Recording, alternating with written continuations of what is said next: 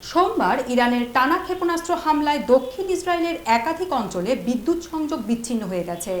ইসরায়েলের জাতীয় বিদ্যুৎ সরবরাহকারী প্রতিষ্ঠান ইসরায়েল ইলেকট্রিক কোম্পানি জানিয়েছে, একটি কৌশলগত অবকাঠামোর কাছাকাছি বিস্ফোরণের কারণে বিদ্যুৎ ব্যবস্থার বিপর্যয় ঘটে।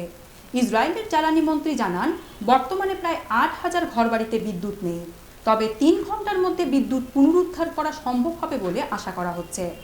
ক্ষতিগ্রস্ত এলাকায় দ্রুত উদ্ধার ও মেরামত কাজে নিয়োজিত রয়েছে বিশেষ দল, যারা সেনা ও নিরাপত্তা বাহিনীর সঙ্গে সমন্বয় করে কাজ করছে। এই ঘটনার মধ্যেই ইসরায়েলের উত্তরাঞ্চলে নতুন করে ইরানের দিক থেকে ক্ষেপণাস্ত্র উৎক্ষেপণের খবর পাওয়া গেছে। ইসরায়েলি প্রতিরক্ষা বাহিনী আইডিএফ জানিয়েছে, তারা ক্ষেপণাস্ত্র প্রতিরোধে সক্রিয় রয়েছে এবং উত্তরের শহরগুলোতে সাইরেন বাজিয়ে নাগরিকদের আশ্রয় কেন্দ্রে অবস্থান করতে বলা হয়েছে। ইসরায়েলি পুলিশ জানিয়েছে, দক্ষিণের খোলা জায়গায় ক্ষেপণাস্ত্র পড়েছে, তবে এখন পর্যন্ত কোনো হতাহত বা বড় ধরনের ক্ষয়ক্ষতির খবর পাওয়া যায়নি।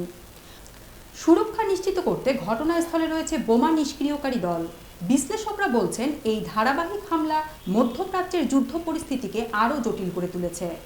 সামরিক পরিসর ছাড়িয়ে যুদ্ধ এখন সাধারণ মানুষের জীবন, অবকাঠামো ও জ্বালানি নিরাপত্তায় সরাসরি প্রভাব ফেলছে।